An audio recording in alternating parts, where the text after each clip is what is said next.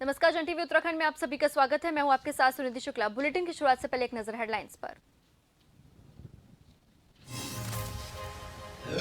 उत्तराखंड में बेरोजगारों पर लाठियां बरसाने का मामला। सीएम धामी ने परीक्षार्थियों को दिलाया विश्वास, कहा युवाओं के साथ नहीं होगा अन्याय।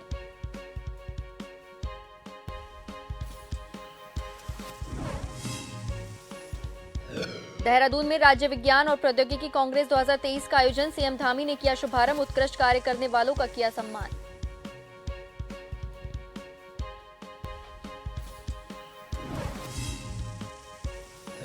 भारतीय जनता पार्टी की जिला कार्य समिति की बैठक। जिला पदाधिकारियों से चर्चा कर अनुशासन का पढ़ाया पाठ। प्रदेश अध्यक्ष महेंद्र भट्ट समेत कई मंत्री रहे मौजूद।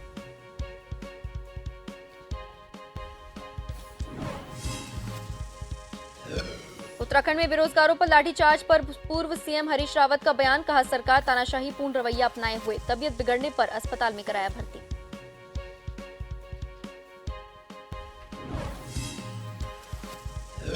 उत्तराखंड के पहाड़ी इलाकों में बर्फबारी। बद्रीनाथ धाम में लगातार हिमपात जारी। जोशीमठ के ऊंचाई वाले इलाकों में फिर से बड़ी मुसीबत।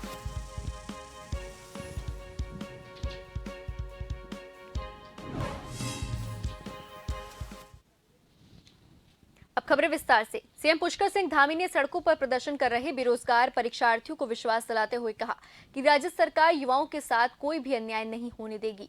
वहीं सीएम धामी ने कांग्रेस पर हमला बोलते हुए कहा कि पूरे देश के साथ उत्तराखंड में भी कांग्रेस ने अपनी राजनीति जमीन खो दी है और अब बेरोजगार छात्र छात्राओं के सहारे वो राजनीति कर रहे हैं, जो कि ठीक नहीं।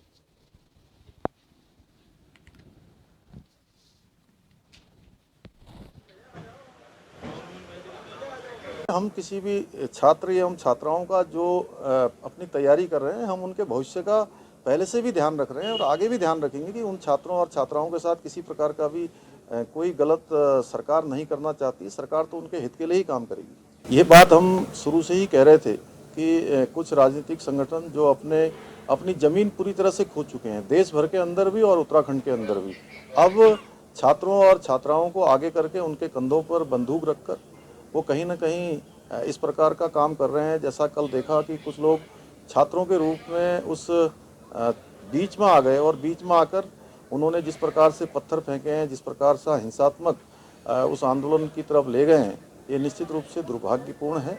और ऐसे लोग जो अनावश्यक रूप से आए हैं, निश्चित रूप से हम उनके बारे में हमारा प्रशासन देखेगा कि ये कौन लोग हैं।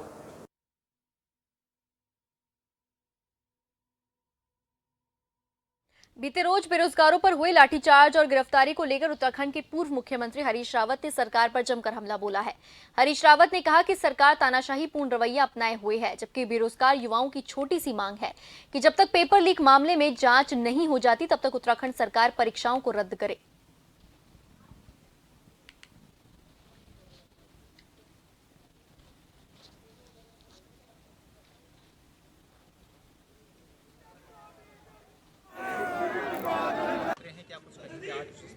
अरे नौजवानों को मारोगे, पीटोगे, इस तरीके से बर्बर तरीके से उन पर आपराधिक मुकदमे लगाओगे और अभी वो बॉबी पवार और दूसरों का पता नहीं है, तो हम लोग कैसे चुप रह सकते हैं? यदि चुप रहेंगे तो इसका अर्थ है हम इस धरती के साथ न्याय नहीं कर रहे हैं, अपने भविष्य के साथ न्याय नहीं कर रहे हैं।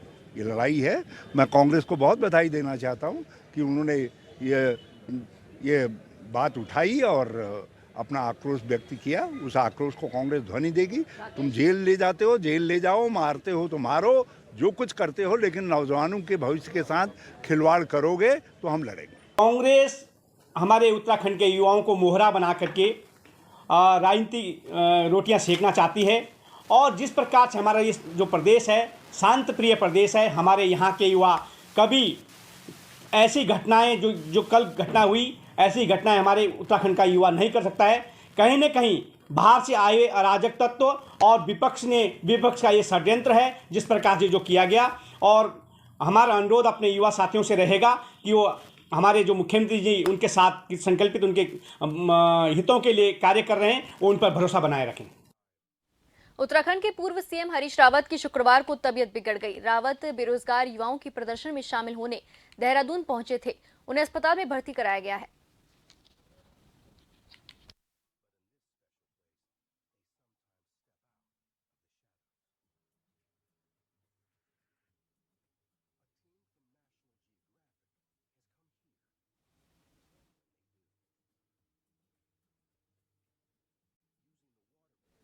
राजधानी देहरादून में बेरोजगार संगठन के युवाओं पर हुए लाठीचार्ज के बाद अब शासन स्तर उनके लिए वार्ता के दरवाजे खुल गए हैं, जिसमें आज अपर मुख्य सचिव गृह से बेरोजगार संगठन के प्रतिनिधिमंडल ने मुलाकात की और अपनी मांगों से अवगत करवाने का काम किया। अपर मुख्य सचिव गृह राधा रतूड़ी ने कहा कि बेरोजगार संगठन की मांगों पर शासन स्तर विचार कर रहा है और मुख्यमंत्री को भी उनकी मांगों से अवगत करवाने का काम किया जाएगा।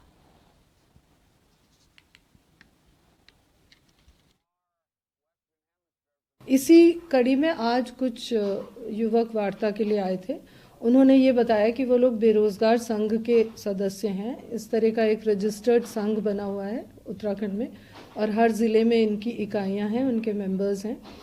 तो उनकी मुख्य मांग ये है कि जो भी प्रतियोगी परीक्षाएं हो रही हैं लोक सेवा आयोग और अधीनस्थ सेवा चयन आयोग से, वो बिल्कुल पारदर्शी तरीके से हो, निष्पक्षता से हो। जहाँ पर भी कोई शिकायत आती है किसी भी परीक्षा से संबंधित, वहाँ पे उसकी निष्पक्ष जांच होनी चाहिए। तो उनसे अभी उनके जो भी मांगे हैं वो हम लोग उन पे विचार कर रहे हैं और वो मुख्यमंत्री जी के समक्ष भी रखे जाएंगे। बीते रोज बेरोजगारों पर हुए लाठीचार्ज के मसले को लेकर उत्तराखंड प्रदेश कांग्रेस मुख्यालय में कांग्रेस प्रदेश अध्यक्ष करण माहरा के नेतृत्व में कांग्रेसियों ने सरकार के खिलाफ धरना शुरू कर दिया है। कांग्रेस प्रदेश अध्यक्ष करण माहरा का कहना है कि सरकार भर्ती परीक्षाओं में जांच पूरी हुए बिना ही दोबारा परीक्षाएं करवा रही है, जो कि ठीक नहीं।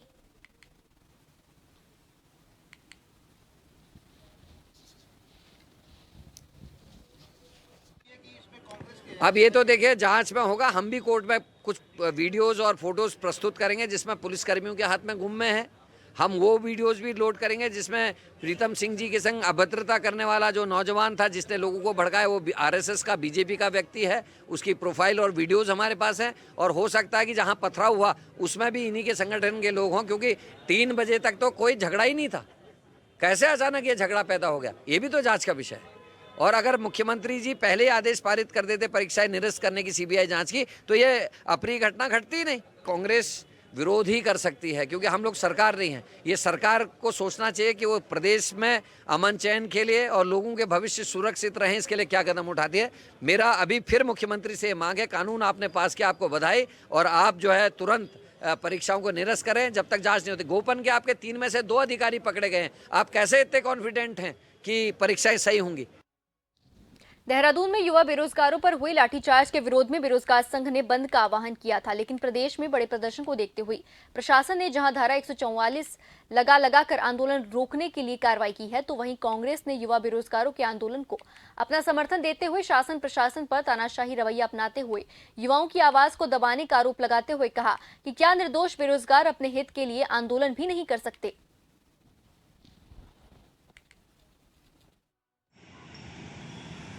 उत्तराखंड में जो भी हो रहा है ये बहुत ही दुर्भाग्यपूर्ण है। क्या इसी उत्तराखंड की कल्पना करी गई थी जो उत्तराखंड आंदोलनकारी थे? हमने देखा कि कैसे यूके SSSC या यूके PSC की जो भी परीक्षाएं होती हैं उनमें कैसे पेपर लीक हो जाता है, बहुत ही दुर्भाग्यपूर्ण है। और पहले भी हमने देखा हाकम सिंह जो नाम आया, और अब जो 2 दिन पूर्व जो नाम एक निकल के आया हरिद्वार से ही, मंगलौर से बीजेपी के मंडल अध्यक्ष का नाम आया।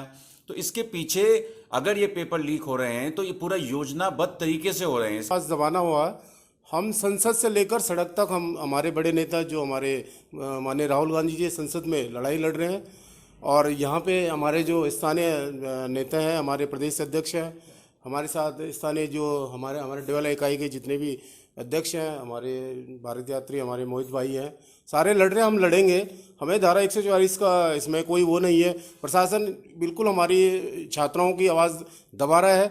कल हमने जिस तरह से देखा फेसबुक पे पूरा चल रहा था, पूरे टीवी पे ये पूरी न्यूज़ चल रही थी, किस तरह से उन लड़कों का सर। दुख का विषय है। आज युवाओं ने जब रोजगार की बात करी है, अपने काम धंधे की बात करी है, तो सरकार ने उन्हें क्या दिया, धारा 144 जो पूरे प्रदेश में लगा दी गई कि युवा अपनी आवाज़ तक नहीं उठा पा रहा है। युवाओं को घर में कैद कर दिया गया है, जगह जगह चप्पे चप्पे पे पुलिस लगा दी गई। जैसे धारा 144 लगा दी, इसलिए लगा दी गई है कि कोई आवाज़ अपनी उठाएगा तो उसे जेल में डाल दिया जाएगा, उस पर मुकदमे कर दिए जाएंगे, उस पर कार्रवाई कर दी जाएगी। क्या युवाओं ने इसलिए पुष्कर धामी को मुख्यमंत्री बनाया था, भाजपा की सरकार बनाई थी कि उन्हें धारा 144 झेलनी पड़े? देहरादून में युवाओं पर हुए लाठीचार्ज को लेकर पूरे प्रदेश के छात्रों में विरोध देखने को मिल रहा है, तो वहीं जनपद के तमाम हिस्सों में यूथ कांग्रेस ने अपना आक्रोश दिखाते हुए विरोध जताया है। कांग्रेस कार्यकर्ताओं ने कोटद्वार डिग्री कॉलेज में पढ़ाई बंद कराई, जिसके बाद छात्र तहसील परिसर में पहुंचे, जहां प्रदेश सरकार के खिलाफ मुर्दाबाद के नारे लगाते हुए पुलिस के साथ छात्रों की झड़प हुई और इस दौरान पुलिस प्रशासन ने छात्रों से पुतला छीन लिया, जिससे छात्रों में पुलिस प्रशासन के खिलाफ भी भारी आक्रोश है। तो पुलिस प्रशासन भी अलर्ट मोड पर दिखाई दिया।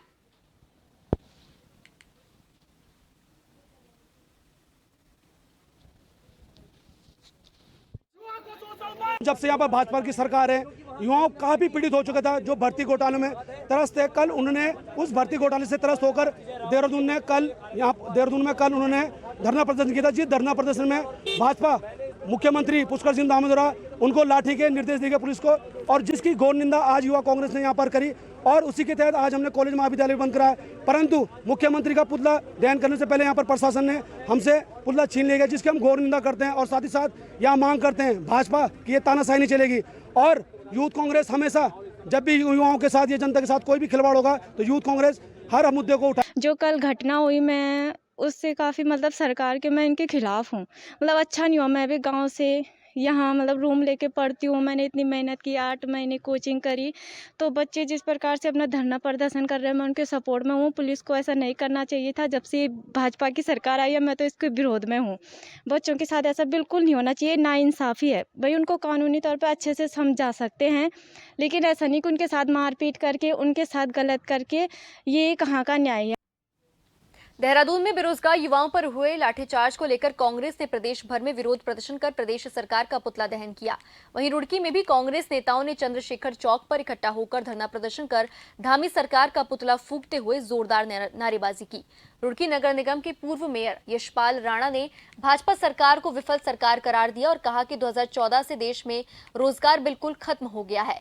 युवाओं के लिए नौकरी नहीं है। कारोबारी सरकार की नीतियों से त्रस्त होकर हाथ पर हाथ रखे हुए बैठे हैं, और ऐसे में अगर युवा प्रदर्शन करते हैं तो उन पर लाठीचार्ज किया जा रहा है, जो बहुत ही दुर्भाग्यपूर्ण है।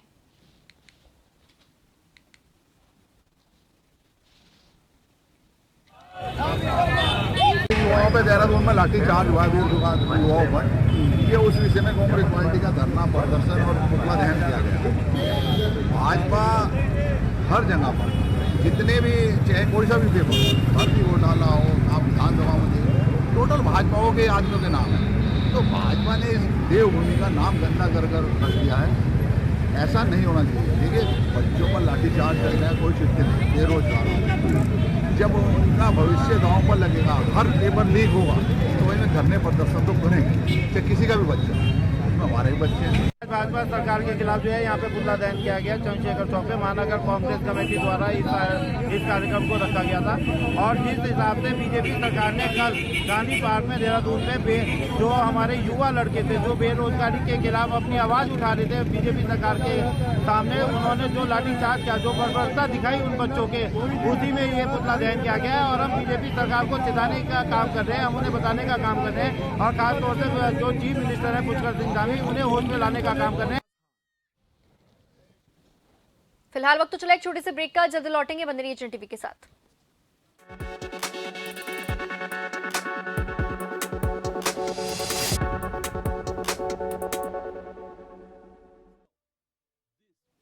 ब्रेक के बाद आप सभी का फिर से स्वागत है। डोईवाला के जॉली ग्रांट में भारतीय जनता पार्टी की 2 दिवसीय जिला कार्य समिति की बैठक का आयोजन किया गया। पहले दिन जहां बैठक में जिला स्तरीय पदाधिकारियों ने बैठक में संगठन पर चर्चा कर कार्यकर्ताओं और पदाधिकारियों से परिचय किया, तो वहीं दूसरे दिन की बैठक में भाजपा के प्रदेश अध्यक्ष महेंद्र भट्ट के साथ प्रभारी कैबिनेट मंत्री सुबोध उनियाल और कैबिनेट मंत्री प्रेमचंद अग्रवाल ने शिरकत की।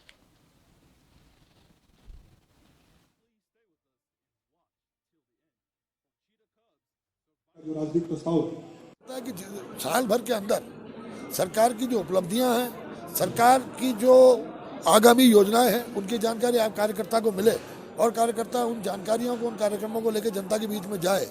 कार्यकर्ता को सारी जानकारी होगी तभी वो जनता तक पहुंचाने का काम करेगा। तो सरकार की नीतियां, नियत, कार्यक्रम, इसके जानकारी कार्यकर्ता को पहुंचाने के लिए जिला कार्य समितियों का बहुत बड़ा महत्व है। संगठन विश्व का सबसे बड़ा संगठन राजनीतिक दृष्टि से है, और जिस प्रकार से हमारे कार्यकर्ताओं के पुरुषार्थ के दम पे आज हम केंद्र में दोबारा काबिज हैं, अनेकों राज्यों में हमारी सरकार है।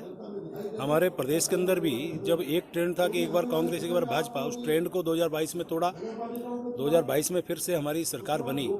यानी कि मैं कह सकता हूँ कि हमारे कार्यकर्ताओं के पुरुषार्थ, उनकी तपस्या, उनकी मेहनत के बल पे हमारे अनेकों क्षेत्रों में आज सरकार, अनेकों राज्यों में हमारी सरकारें हैं। तो इस प्रकार का हमारा जो संगठन है वो कार्यकर्ता आधारित संगठन है। कार्य समिति के बाद जिले की कार्य समितियाँ होती है, हमारी मंडल की कार्य समितियाँ होंगी। संगठन का हमारा गठन मंडल स्तर तक हो चुका है। अब हमारा शक्ति केंद्र बूथ तक का हमारा संगठन विस्तार हो, इस दृष्टि से कार्य समिति का बड़ा महत्व होता है। कार्यकर्ता राजनीतिक प्रस्ताव के अंदर सरकार द्वारा जो योजनाएं की गई उनको उन तक बताकर बाद में गांव तक हम उस विषय को ले जाते हैं। इसके साथ साथ हमारे जो आगामी कार्यक्रम है उन कार्यक्रमों के मन की बात का कार्यक्रम होगा।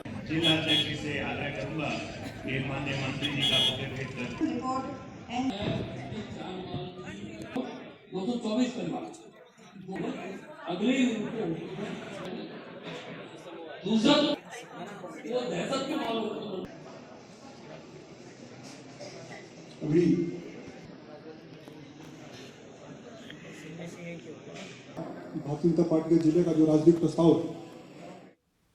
देहरादून में 17वीं उत्तराखंड राज्य विज्ञान एवं प्रौद्योगिकी कांग्रेस 2023 का आयोजन किया गया, जिसके तहत प्रथम ग्रामीण विज्ञान कांग्रेस का सीएम पुष्कर सिंह धामी ने शुभारंभ किया। सीएम धामी ने उत्कृष्ट कार्य करने वालों का सम्मान किया। उन्होंने कहा कि पीएम मोदी के नेतृत्व में भारत विज्ञान के क्षेत्र में अपने कदम बढ़ा रहा है। धामी ने कहा कि संपूर्ण विश्व विज्ञान और प्रौद्योगिकी के क्षेत्र में तेजी से आगे बढ़ रहा है। आविष्कारों और अनुसंधानों के इस युग में वैज्ञानिक एवं तकनीक विकास की चेतना ने सभी के जीवन को प्रभावित किया है।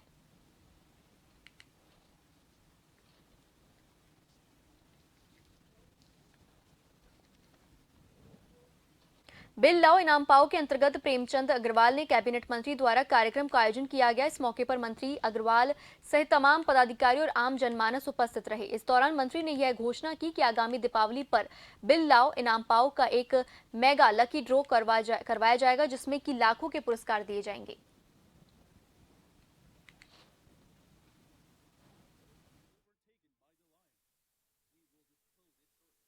जो ड्रॉ के हमारे विनर्स थे उनको आज हमने यहाँ पुरस्कृत किया है, उनको पुरस्कार दिए हैं। लगभग अभी हमारे यहाँ जो लोग आए थे उनको हमने यहाँ पुरस्कार दिया है। एक बार में 1500 लोगों को हम पुरस्कार दे रहे हैं, यानी 3000 लोगों को अब हम लोग पुरस्कृत करेंगे। जिसमें आप देखिए कि हमें पहले जो हमारा ड्रॉ हुआ था उसमें 7029 लोग हमारे यहाँ रजिस्टर्ड हुए थे, 7674 बिल अपलोड हुए थे, 3.79 करोड़ रुपए की हमें उसमें राजस्व की प्राप्ति हुई थी। जनपद रुद्रप्रयाग पहुंचे प्रदेश के पशुपालन, दुग्ध विकास और सेवायोजन मंत्री सौरभ बहुगुणा ने समीक्षा बैठक ली और अधिकारियों को निर्देश देते हुए कहा कि आगामी केदारनाथ यात्रा में घोड़े खच्चरों के संचालन हेतु मार्च महीने के पहले सप्ताह से ही रजिस्ट्रेशन प्रक्रिया शुरू कर दी जाए, ताकि कमजोर और बीमार घोड़े खच्चरों को यात्रा मार्ग पर नहीं चलने दिया जा सके। इसके साथ ही पशु डॉक्टर्स की उचित व्यवस्था भी सुनिश्चित करें, ताकि पिछली यात्रा के दौरान सामने आई कमियों को अभी से सुधारा जा सके।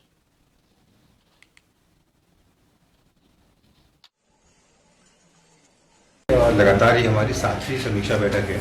यात्रा शुरू होने से पहले घोड़े खच्चरों की समस्याओं को लेकर जो वहाँ पे गर्म पानी की समस्या आती है, जो क्रूरता के ऊपर जो पिछली बार लोगों के जो समस्याएं आई, और मैं बधाई दूंगा सारे अधिकारियों को, जो हमारे विभाग के अधिकारी हैं और जो हमारे यहाँ डीएम कार्यालय के अधिकारी हैं, कि हम लोग लगातार कोशिश कर रहे हैं कि जो ही यात्रा इस बार आएगी उसमें हमारे घोड़े खच्चरों के लिए और जो हमारे घोड़े खच्चर के मालिक हैं, जो हमारे डॉक्टर हैं, उनके लिए व्यवस्था कहीं ना कहीं अच्छी। जिला प्रशासन द्वारा हरिद्वार के रुड़की में 2041 का मास्टर प्लान तैयार करने की कवायद शुरू कर दी गई है। मास्टर प्लान का ड्राफ्ट तैयार करने के संबंध में हरिद्वार के जिलाधिकारी विनय शंकर पांडे ने HRDA सभागार में अधिकारियों की बैठक ली। बैठक में आवास विकास विभाग से all India institute for local government की team leader Dr Shashikant Pandey, HRDA सचिव उत्तम सिंह चौहान और CDO प्रतीक जैन समेत कई विभागों के अधिकारी मौजूद रहे।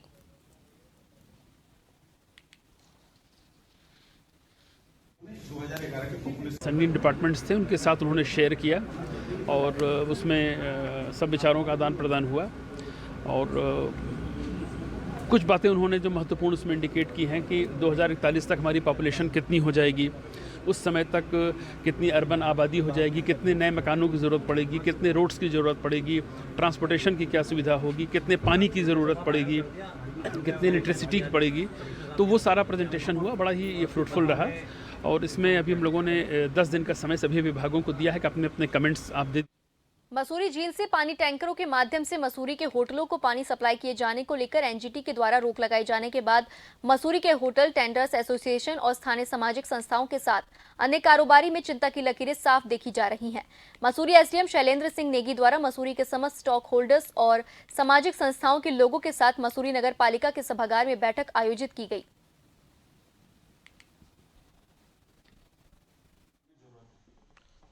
माननीय एनजीटी कोर्ट द्वारा जो ऑर्डर कार्तिक शर्मा बनाम स्टेट एंड अदर्स में दिया गया है, उसमें हम लोग जो है जितने भी स्टेक होल्डर्स हैं उन सबको बुलाया था कि इसका अनुपालन हम कर रहे हैं, किसी प्रकार से कोई शांति व्यवस्था भंग न हो। इसको लेकर के हमने बैठक की और हमने उनको बता दिया है कि किसी तरीके से उल्लंघन न होने पाए। साथ साथ में जो इसकी रेमेडी है उस पर भी बात हुई है। ऑनरेबल एनजीटी ने एक कमेटी बनाई और स्टडी की कमेटी ने, और कमेटी ने अपनी रिपोर्ट वहाँ पे दी एनजीटी में उस फाइंडिंग्स को। तो उसके बाद एनजीटी ने ऑर्डर दिया है कि एक तो जो बाकी जो वाटर क्वालिटी की जो ग्रेड है वो डी ग्रेड का हो गया है, उसको वहाँ के जो सीवर कनेक्शन वगैरह की व्यवस्था उपलब्ध करवाए वहाँ पे जल संस्थान, और जिससे उसकी पानी की क्वालिटी इम्प्रूव हो। दूसरा जो वहाँ अनकंट्रोल्ड टैंकर्स जो भरे जा रहे हैं उनको भी वहाँ पे प्रशासन उनको रोके, और यही डायरेक्शन हुए हैं। पास जो पानी अवेलेबल है हम उसी के अकॉर्डिंगली पानी को रेगुलेट करेंगे जो हमारे पास अवेलेबल है। बाकी इसके अतिरिक्त जो है पेयजल निगम से भी हमारी उम्मीदें हैं कि मार्च या अप्रैल तक जो है जो यमुना नदी से जो पेयजल योजना बन रही है तो वो भी बन जाएगी, तो फिर ऑलमोस्ट जो है फिर इतनी दिक्कत नहीं आएगी। आगामी कावड़ मेले को लेकर हरिद्वार जिला प्रशासन अवैध अतिक्रमण पर कार्रवाई कर रहा है। 18 तारीख को महाशिवरात्रि है, उससे पहले कावड़िए गंगा जल भरने हरिद्वार आ रहे हैं ताकि उन्हें किसी तरह की कोई समस्या न हो। इसके चलते ललताराह पुल के पास नगर निगम द्वारा बनाए गए पिंक वेल्डिंग जोन के बाहर किए गए अतिक्रमण को जिला प्रशासन द्वारा हटाया गया और सख्त हिदायत दी गई कि अगर अवैध अतिक्रमण किया तो कार्रवाई की जाएगी।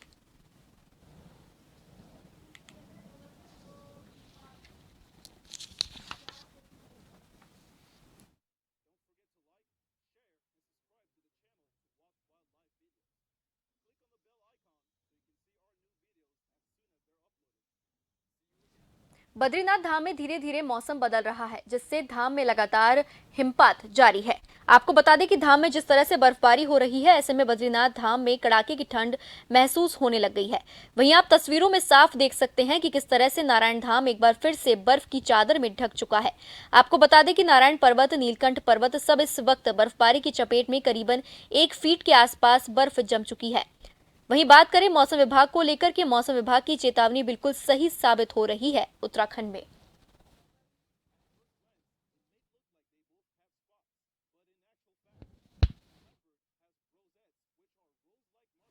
पहाड़ों में फिर से बर्फबारी शुरू हो चुकी है, जिससे जोशीमठ में काफी मुसीबत अब खड़ी हो गई है। वहीं निचले इलाकों में भी ठंड ने दस्तक दे दी है, जैसे तापमान में गिरावट आ गई। कई ग्रामीण इलाकों में हल्की बूंदाबांदी हो रही है। दरअसल देर रात से मौसम का मिजाज बदला हुआ है। बद्रीनाथ, हेमकुंड साहिब, फूलों की घाटी, भविष्य बद्री, औली में बर्फबारी हो रही है। इस दौरान लोग ठंड से बचने के लिए अलाव का सहारा ले रहे हैं।